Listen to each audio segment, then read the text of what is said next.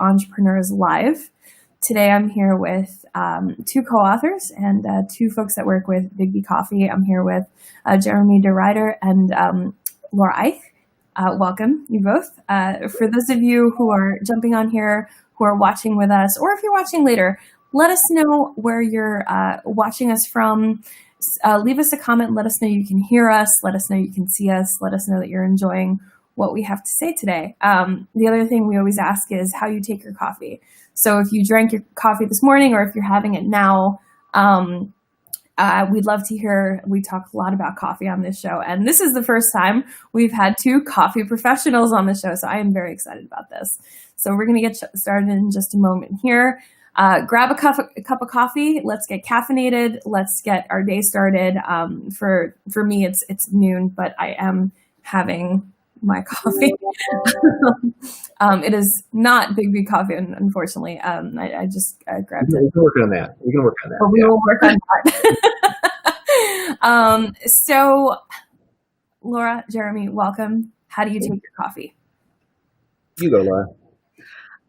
It depends. You're asking a couple of former baristas how we take our coffee, which is very complicated. So in my normal cup, what was in here before I spilled it right before this call was BIGGBY Best, which is like our house blend with a little bit of French vanilla creamer. And it's nice and simple. That's when I'm at home. If I'm at a store at one of our BIGGBY Coffee locations, I'm probably going to do an Americano with a little bit of soy milk.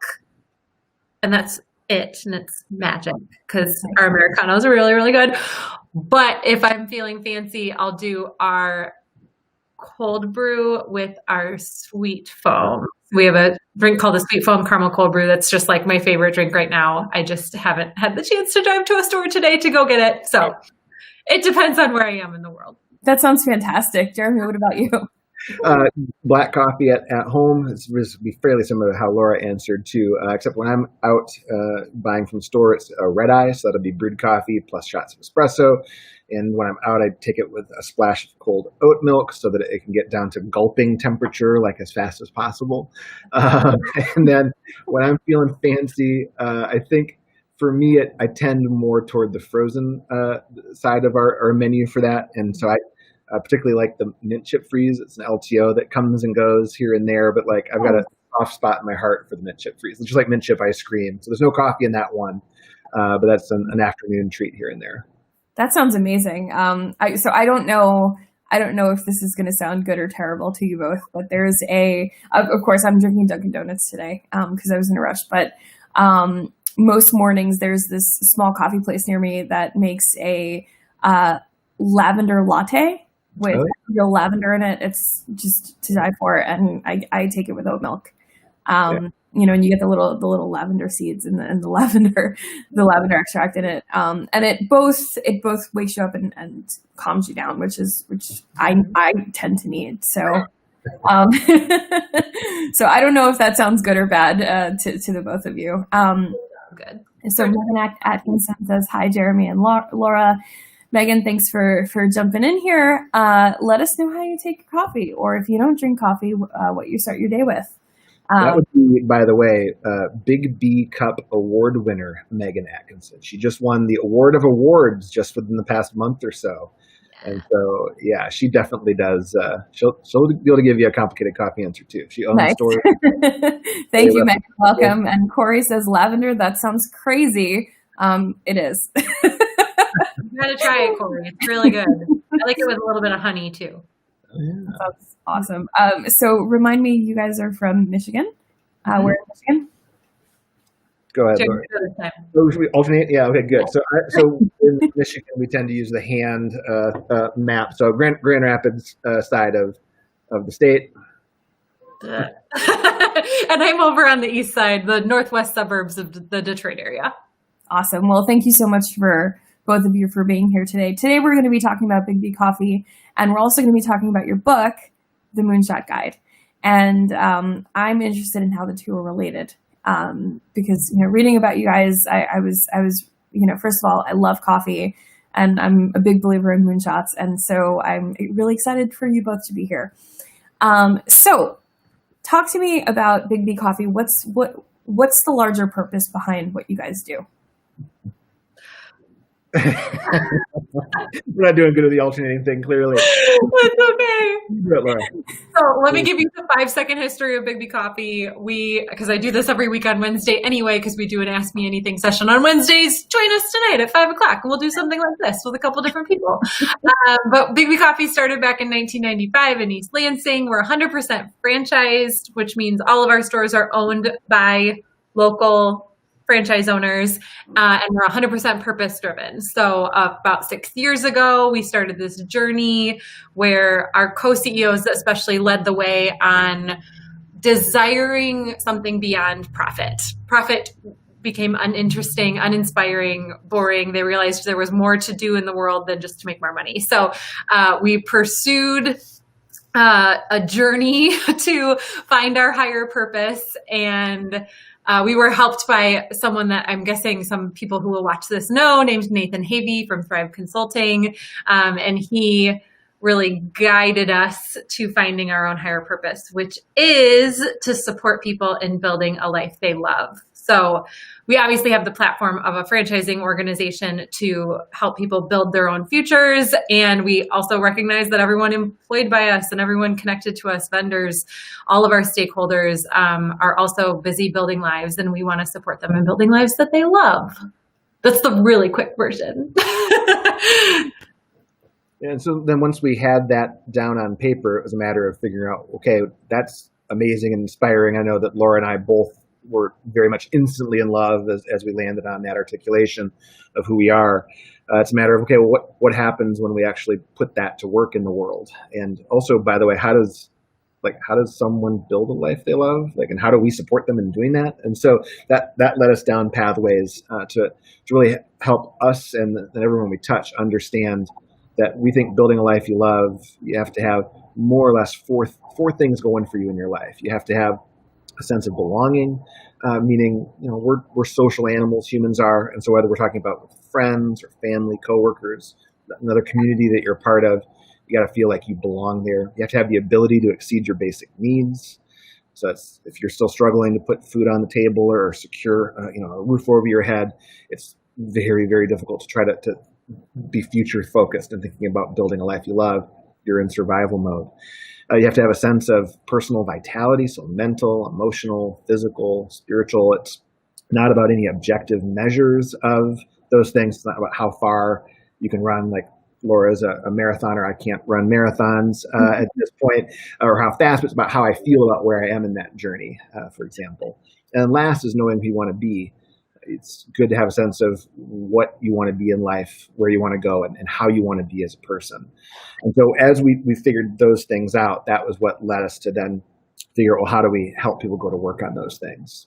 And that leads to the Moonshot guidebook in part, as well as also to our Life You Love laboratory and our workshops that we're offering through them. I love that. So how do you bring that to work then? Especially in something that's a franchise, which is not a small entity, right? You don't have eyes on all of your employees, right? So how do you do that? We started with our home office staff. So how we're structured is we have a home office staff of about 70 people right now. They have been our blessed guinea pigs for the past 5 years. They try everything first, which including the Moonshot guidebook, and then we roll it out from there. So we have connections, obviously, all over the place with our franchise owners. We know and love them. We meet with them regularly. We've been introducing them in small groups, like in committees and in something we call forums. We've introduced them to these kind of tools. And from there, it's our job to inspire them to bring it to their people, because they're not our employees. The baristas in our systems aren't our direct employees. We don't have a direct connection to them, but we're pretty sure if we do this, we make it easy to participate in the workshops, in the Moonshot guidebook, with the Life You Love assessment. We've got all these tools. If we make this really accessible for people, they're going to be hungry for it, because people are hungry for this kind of work. They're constantly wanting to improve and develop and do more in their lives. Mm-hmm.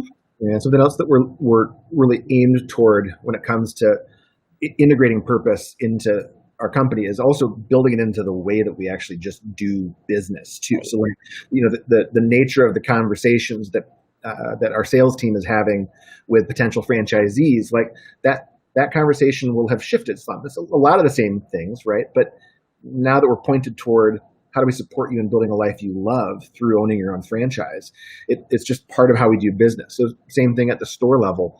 Then we want, like, as people go through the training process, we want them to have their first taste of doing visioning like we do inside the Moonshot guidebook. So that to me is when you're really sort of working on all cylinders, is when it just simply happens along the way. It's not extra things that get bolted on. You just learn it as a part of your journey through the company. Which makes it become an expectation. So if you come through our manager training program, which always taught you how to do the ordering and the inventory management and the forecasting, all that stuff, now they're also getting personal development tools and access to all those things. It just becomes part of the expectation. If you're a manager at BIGGBY Coffee, you're also doing this personal development work. Oh, and that makes me want to plug a book too, by the way. We all read several years ago as part of our leadership development, which is an everyone culture. It's a great book in terms of talking about building your boom. Hey-o. Well, yes. You guys are prepared. This is a lot of books right behind me for this reason. Well, because it's off frame too, it has sort of like a let me pull this out of my hat magic trick vibe to it. That's fully in line with how I view you, Laura. It's just a little bit of magic to everything. I mean, I love that. How many managers, how many managers need that and don't have access to it, right? How many employees wish their managers had that? So I love that.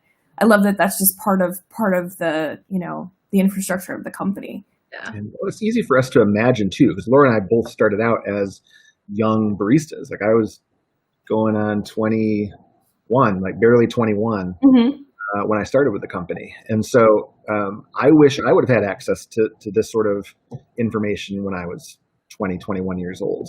It can have a profound positive impact on people getting to learn these skills as we go. Yeah.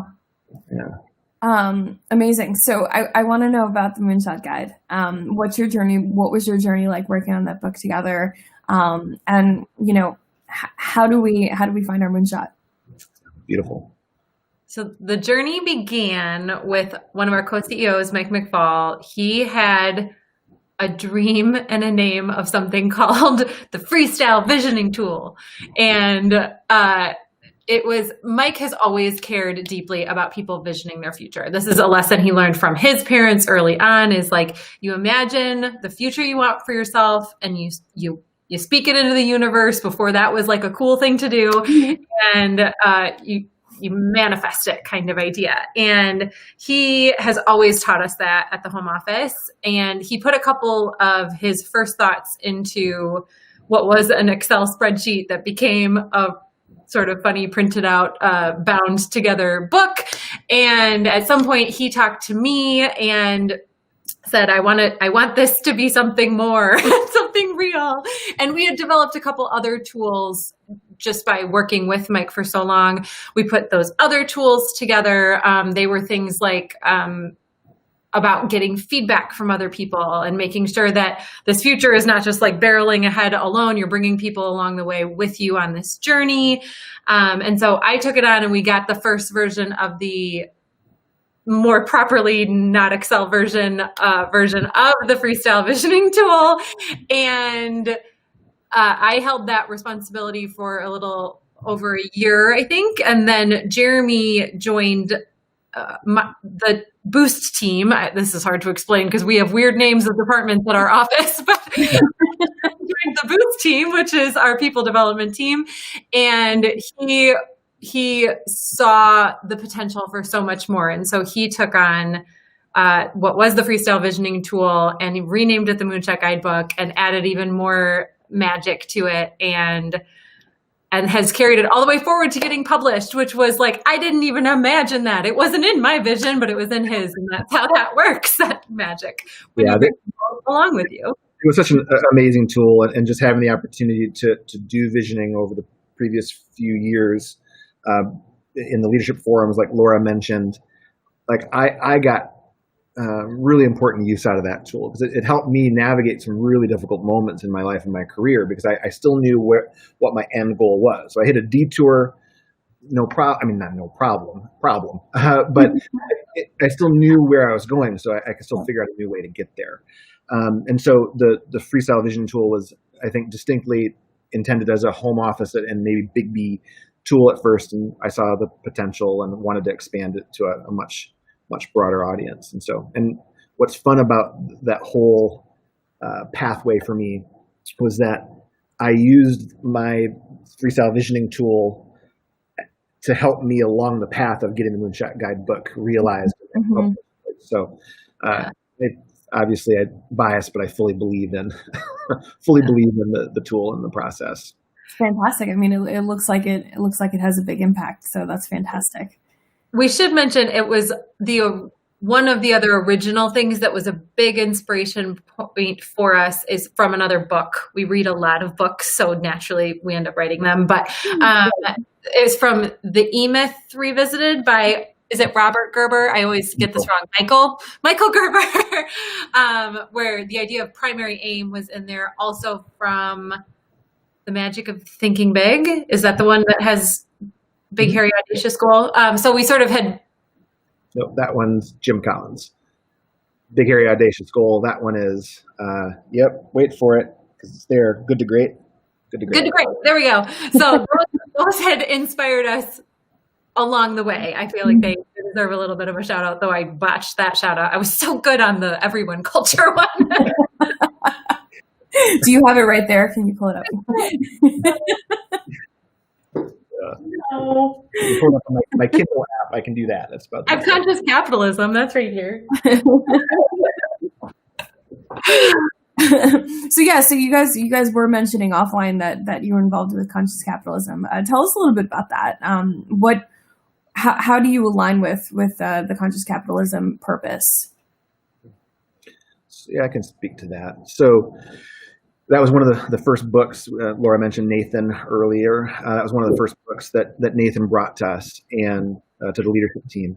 And so we were reading that as we were getting started on the process of writing our own higher purpose. And speaking for myself, but I think probably a lot of the folks that were part of that effort would identify or agree with this, is like that idea of having this thing that is going to bring a positive good to the world was one deeply fulfilling for me to consider personally, because like having the opportunity to have a positive impact on the world while I do my day to day is living my dream life, basically. Mm-hmm. So personally motivating, but also as soon as you put that higher purpose out there, it allows for us to do what Laura was describing earlier, which is that stakeholder integration part of conscious capitalism, where you start to draw in all of the other people around you who believe in that same purpose too. So for us, it's attracting the right types of owner operators who are passionate about supporting people and building lives they love, as well too. It goes to baristas. It also even goes to the world of vendors. And not to mention that it guides us in terms of how we work in the world. So,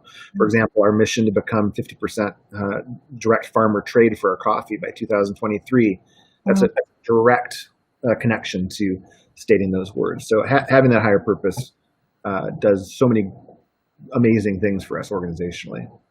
Yeah, and that's a really worthy goal, and it's in not a long time, right? So the impact is it's happening. It's fantastic.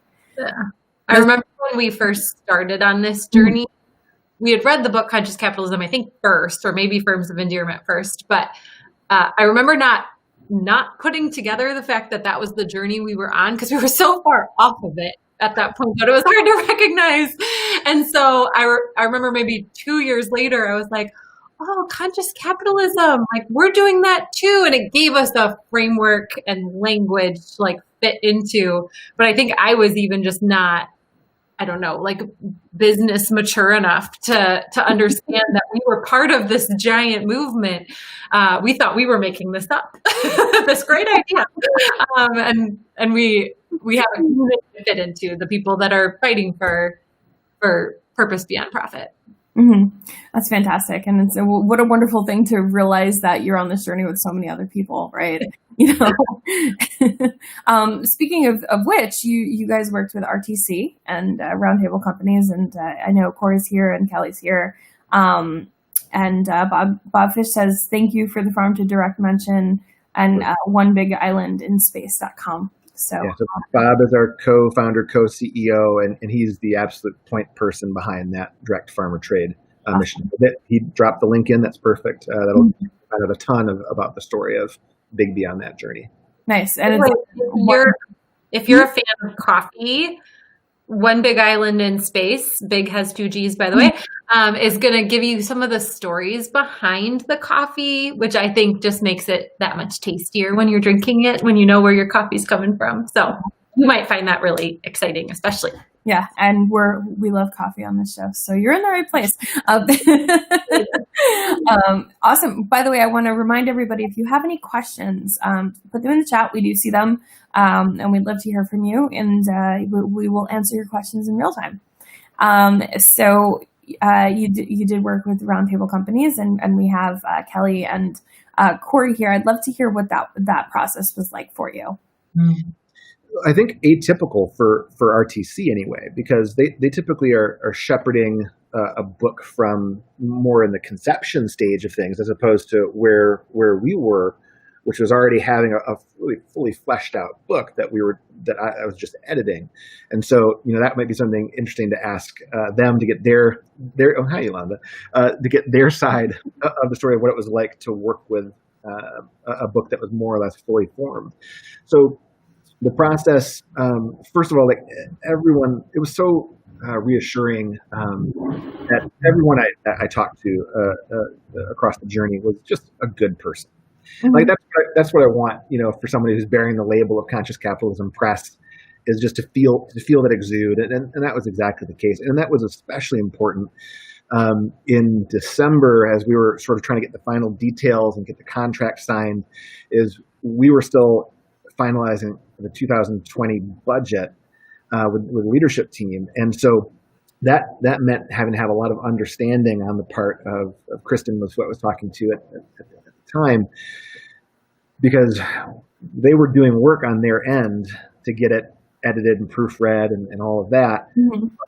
We hadn't signed a check yet or anything like that to help get it into publication. So, so they were very understanding and very gracious as we were sort of navigating through that moment in time. But we always had the target of being ready to go by the April 1 originally planned to be in-person Conscious Capitalism Annual Conference. And we hit that target. Just the world looked a little different than we expected at that point. But great to have it out in the world. Great to see it on, Amazon and BarnesandNoble.com.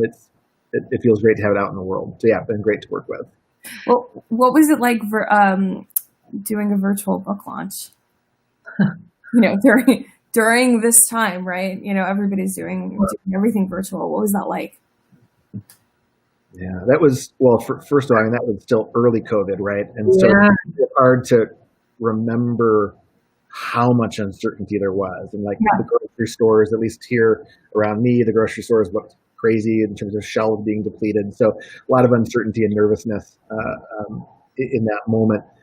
And so that was late April, I think, was when we did the conference. The book launched April. And are you okay if we talk about what was true in that moment for your job? Oh yeah, totally.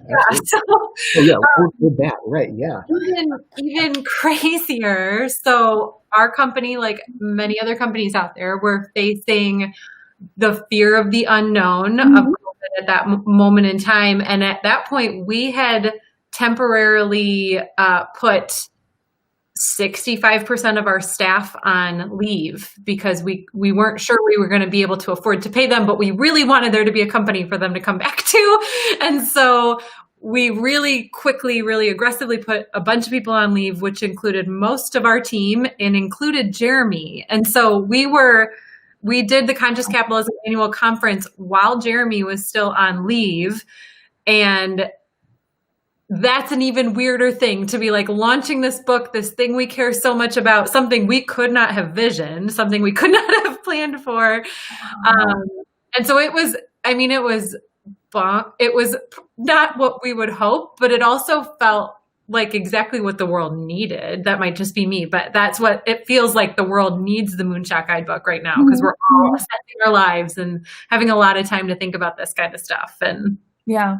That was another specific moment I referenced earlier about how the guidebook has helped keep me on track in life when things have gotten really difficult. That was one of those really difficult moments, is suddenly being off work. Well, I knew, what I was working toward. This is going to be very out of left field, but I'm also developing a board game. And so it's okay. Well, I can't do much of my BIGGBY work right now. So those lanes are sort of under construction for the moment. And so I just turned the dial way up on developing my board game in that time. And that was how I sort of navigated through that moment of uncertainty. Fantastic. That's really smart. I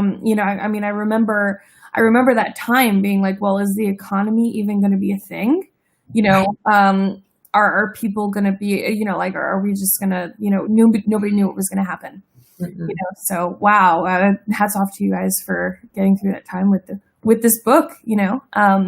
Bob has a question, and I think it's somewhat related. Sometimes listening to this stuff seems all like rainbows and unicorns. Can you speak to some of the skepticism that might be faced to the actual transition point of becoming a purpose-driven company? So first few thoughts on that. One, we were lucky in that this started with the owners. So it started with Bob and Mike.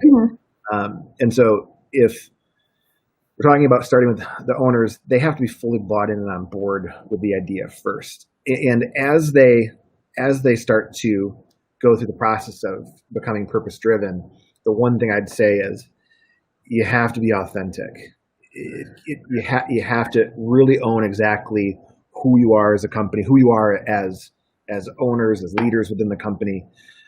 Because if it all smells like this is like a bolt-on or something kind of akin to greenwashing, where it's like it's a ploy, it's a marketing stunt or whatever, you'll never build any momentum within your organization or with your other stakeholders. And so that's the first two things that flash through my mind. Laura, what do you think? I could go so many directions on this. One part of me is thinking about not just the skepticism, but the abruptness or seeming abruptness of the change that our franchise owners would have experienced. So before this, we were talking about product and coffee and profitability and selling stores. And now we're like, you've all got that. Let's talk about people. And that's just an abrupt change in conversation. So it's not just skepticism from like the outside world, it's skepticism from within. And like, they could think that that's just what we're talking about right now. It could feel like a moment that we're in, and it's not. It's a journey we're on, and we've been trying to say that. And the only way to prove that is by continuing on in the journey. They get it now, I think. It's much more a regular part of our conversation now. The other thing I'm thinking of is simply that so much of the world doesn't believe that there's a different way of doing business. And I know sometimes I forget that because I live in our BIGGBY bubble, and I, go to the Conscious Capitalism conference where everyone there is on board with this idea and everything like that. But I'll talk to my husband and he'll remind me what the world is like. And he's like, it's not the way you describe it. There's companies just existing for profit. They don't care that much about their people. They don't take care of their people. They like the stuff you're trying to do sounds crazy. And I'm like, how can it be the right thing to do? And we have many, many discussions like that where I have to be reminded of the real challenge of the world. It's not the expectation. The expectation is the show The Office. That's why that show works, is because it's everyone seeing this like funny version of truth, and it's not the expectation yet. But I think we can make it the expectation. We just have to keep going. Yeah. And to add to that, I've known so many companies to not do the purpose thing right, or to do it as just like a tacked on thing. And people see their people see right through it. Their customers see right through it. It's so you really have to be doing it authentically. Yeah. We were always warned, Nathan from Thrive Consulting, I think he told us, don't ever put it on the wall. Like, don't put it on your wall. As soon as it's on the walls, people don't have to internalize it. They don't have to make it part of their job or anything like that. It's just something you look at, not something that you are. And so we didn't for a really long time. At some point we did, no, we're not even there. So the walls don't matter. And thankfully it is internalized. What aided us too is that Mike and Bob had already had practice at being vulnerable as leaders. Like that was part of like the early stages where we really focused a lot on being vulnerable. Because as soon as you put those words out into the world, you now have something that a litmus test that people can apply to your actions. And so you have to be ready to know that you're going to be making mistakes, because especially if this is the sort of thing where you're not launching a new company that's purpose driven. If you're doing it this way, where it's a midstream change, you've got a way of being that's already locked and loaded into both you as a leader and into your organization. And so you'll stumble. And hopefully, if you're lucky, people will call you out on it. Yeah. That allows you to get right. Yeah. So Corey asks, what percentage of your franchisees are not willing to get on board with this purpose and people focus? Well, Not that anyone was not on board. I'm just not sure they believed this was it.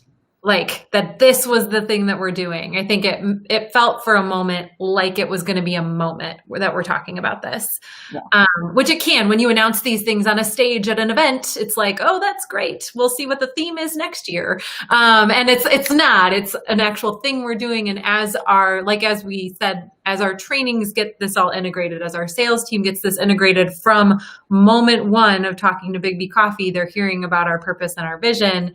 All of a sudden, it's not about even getting on board or not. It's about understanding what we're trying to do. And I think we've made a lot of progress there. Mm-hmm. Yeah. I think it also ties back to what I was saying before about how it has to be true to you. It has to be authentic. And I see Bob asked a question about authenticity, so we'll talk about that too.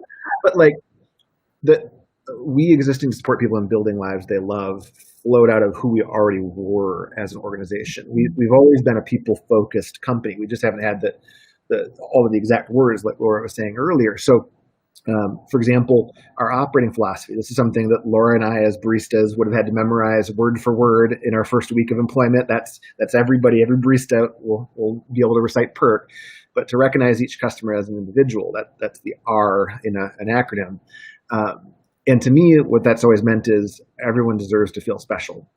And so our baristas are moment in, moment out looking for ways to recognize our customers as individuals, to make them feel special while they're with us. And so that's baked straight into the DNA of who we are as a company. And so I don't think all the owner-operators who'd already bought in to who we are as a coffee shop were already buying into the fact that we love people. That was always there. So I think there wasn't any sort of like big shedding of operators who are like, no, this doesn't work for me, because they were already aligned. Mm-hmm. Yeah, there's people who might not understand the depth or the like intensity with which we are about to love you, but and they might find that a little uncomfortable. So that just might not be for everyone, and that's okay. They might find their way out, or they might find their way letting their manager talk to Jeremy and I, because we're gonna love them hard. They might just not understand the depth of our intensity around it, but everyone who joins BIGGBY Coffee is in it because we talk to people, we love people, we're part of everybody's day. That is part of who we are. I love it. And it sounds to me like if it's not a fit for somebody, they're going to know really, really quickly. Yeah. If franchising a purpose-driven company is not for them, they're going to know it, right? Yep. Corey says he asks because they've worked with other franchise-based businesses where CEOs worry that they would lose a huge percentage of their franchises that might want to focus entirely on profit. Yeah, that could happen. I don't think it'll happen anymore because they're hearing about it from day one. It could have happened. I can't actually think of an example where it did, because thankfully loving people is a thing that's so easy to get on board with. Like people want to be loved and they want to love people. It's in our human nature. I don't think it's natural to like hate each other and want to fight each other. And so it's really easy for people to get excited, especially when we're providing the tools and the ability to show that love, even if it's not a natural habit for them. Yeah, and I think I'd also to point to Firms of Endearment and Conscious Capitalism, both of those books, as making the case for the fact that you being purpose focused, you leading with love, to take what Yolanda's saying there, it's not opposed to the idea of being profitable. It's actually, you can be very profitable as a purpose of an organization. Mm-hmm. Right, and I mean, conscious capitalism has, it's not conscious something else, right? It can be both. Yeah. So that's fantastic. Awesome. So we have the Vulnerability is Sexy game. Speaking of vulnerability, we have the RTC's Vulnerability is Sexy game. And so what you do is you pick a card, and in this version at least, I'm going to pick a card and ask you both the question, and you'll both have a chance to answer it. And that question is, what do you believe you're here to offer the world? Man. Go. Do it. You got a breath. Oh, you go first. No pressure. Well, for me personally, let's just talk about my moonshot, my own personal moonshot. So, a moonshot statement, by the way, just to give the definition, it's a concise statement of what you want your life to build toward. And whether that's a great accomplishment, whether that's sort of getting to your perfect way of being, like living your perfect day every day, that's what a moonshot is. And so my moonshot is to laugh at home every day and to die knowing that I've helped no fewer than 1 million people to build a life they love. So that's what I'm about. And like I said, that's why I say I wake up ready to go, because my day-to-day, my work is fully aligned with my own personal purpose. Mm-hmm. That's what I'm looking to bring to the world, is to support everyone around me, everyone I come into contact with building a life to love, while maintaining balance, by the way. That's what that first part of the moonshot's all about. Mm-hmm. So when we were on this journey and we were in the Freestyle visioning tool, the Excel spreadsheet version, I wrote down a primary aim, which is sort of like the direction you're shooting. And in that situation, I wrote down to love people unconditionally, aggressively, without limits, love people, which is absolutely still true. And it's behind everything.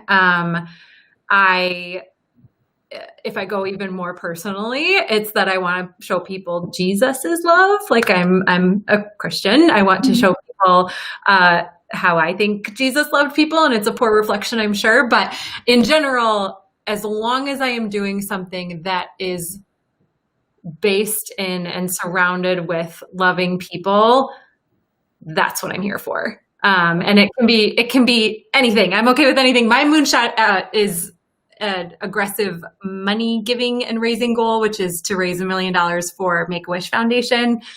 Because I also believe in hope. I believe in love and hope. I know I'm all rainbows and unicorns today, but I think hope is the most powerful thing in the world. And I want to raise money mostly through fundraising. That's how I do it right now. Jeremy called me a marathoner. Thanks, man.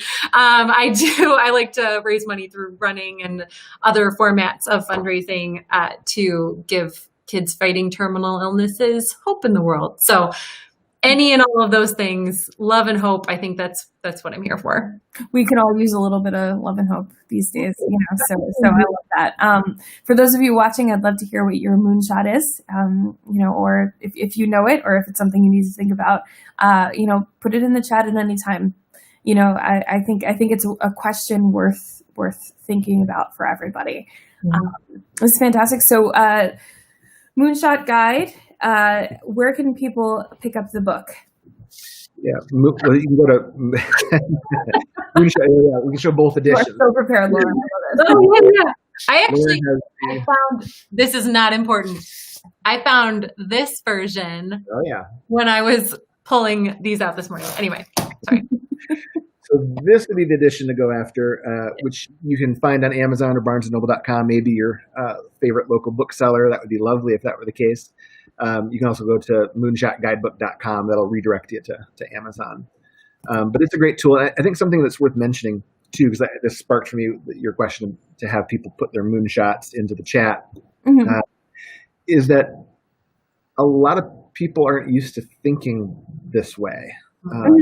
And to be super clear, this is a skill that both Laura and I have developed over the years, with the help of books like The E-Myth and with guidance from people like Bob and Mike, and all the practice we got along the way. And so if you're listening to this and you're like, I don't know what I want to have for dinner tonight, like that's great. That is okay. And you can even be sort of like a freewheeling spirit, always seeking adventure, and still work inside the realm of doing visioning and using the Moonshot guidebook. I just think it's the idea of intentional living. Even if your intention is to pick a new adventure every day, like that's great. That's still intentional living. Mm-hmm. Mm-hmm. Yeah. I'm so glad you said that, because I was like, oh, if you're so easily spouting off these giant goals, 6 or 7 years ago, we were both like, I don't know what I'm doing next week. Like, how should I know what I'm going to do with my whole life? And it can be super overwhelming for people. So that's what this is for. It gives you some questions to get you to your biggest goals and your biggest dreams, and helps you do some uncovering things that might be hidden in your mind. Yeah. So, for example, just to share a bit, and by the way, you can on Instagram find the Moonshot Guidebook Instagram account, which sort of gives out a sort of steady bit of vision-y questions and writing prompts. But like the first question in the guidebook is, what are the things I want to accomplish in my life? That's not a very big question. A lot of people have some sorts of accomplishments already in mind, or what are the things that I want to own that I don't own today? And so it starts with this process of these smaller questions that you can start answering for yourself, and you build up toward trying to get it sort of boiled down to a Moonshot statement. And then in terms of, and that, by the way, is just the first, that gets you to page 17. That's where you write your Moonshot guidebook. And so you still got all of this book left too. Mm-hmm. And that's about, really the rest of the book is about living intentionally. It gives you a process for looking at yourself in the mirror to say, what are my strengths and weaknesses, and how might I work on myself along my path to achieving my Moonshot? And then it gives you a structure for saying, okay, so if this is my Moonshot, where do I need to be in 5 years to know that I'm like firmly on the path toward achieving that? Mm-hmm. And based on the 5-year goals, where do I have to be in 1 year? Where do I have to be in 4 months? And then it gives you a system for saying, week in and week out, what am I going to do this week to work toward my 4-month goals? But what's like incredibly powerful about that for me is that means that when I'm writing what I'm doing this week, I know exactly how it connects back to me accomplishing my Moonshot. That's a powerful way to live. Mm-hmm. That's what the whole guidebook is doing for you. It's amazing. How can people get in touch with you? Did we say Moonshot? No, we said LifeLab. Okay, so we had a quick discussion about which email to send you guys to. Email lifelab@BIGGBY.com, LIFELAB @BIGGBY.com. BIGGBY has 2 G's. And you'll get to the couple of us. Perfect. Hey, check that out. Yeah. Fancy. I encourage you that you can also browse a little bit more about the Life You Love Laboratory by going to BIGGBY.com/lifelab. And that'll give you a chance to see a little bit more of what we're doing in that space. And also, like please connect on social too. On LinkedIn, on Facebook. Come find me. I'm a million people, man. Like I need to get working. Can I do one more plug as long as you're going to BIGGBY.com? Yeah. So we do have a self-assessment. So if you're like, I'm not ready to buy the book, I'm not ready to email you guys because you're too intense, that's fine. There is something you can do without talking to anybody, which is go to BIGGBY.com/LYLA. We sometimes call this Lila. It is our Life You Love assessment. And it's a self-assessment. It's going to ask you about those 4 categories: knowing who you want to be, sense of belonging, the ability to exceed your basic needs, and whichever one I just... Personal vitality. Yeah, discovering your personal vitality, the workshop that I teach. That's great. was going to ask you a couple probing questions about those areas. At the end, it'll give you a kick as to whether you want to join one of our workshops or see the Moonshot guidebook or anything like that. But it's work you can do for absolute free and without having to talk to anybody or reach out to anybody. So biggby.com/LYLA, and you can take that self-assessment, get you started on this journey. That's good. I think we all love self-assessments. So I think that's a really nice first step, and I think the work that you guys are doing is wonderful. And what I love about your story is that, what you were doing 6 or 7 years ago, right, is not the work you could be doing now. So for those of us that want to take that first step, know that it's something that you have to build on. Yeah. In the realm of purpose-driven companies too, for people who are interested in learning more, there's a podcast series that's being produced right now called The 10 Things You Should Know About Stakeholder Capitalism. Amazing stories about the sort of transformation that happens for both companies and the humans inside those companies. And Laura and I will be featured along with Mike on one of the episodes coming up in November. So check it out. A lot of great stuff in that series. Awesome.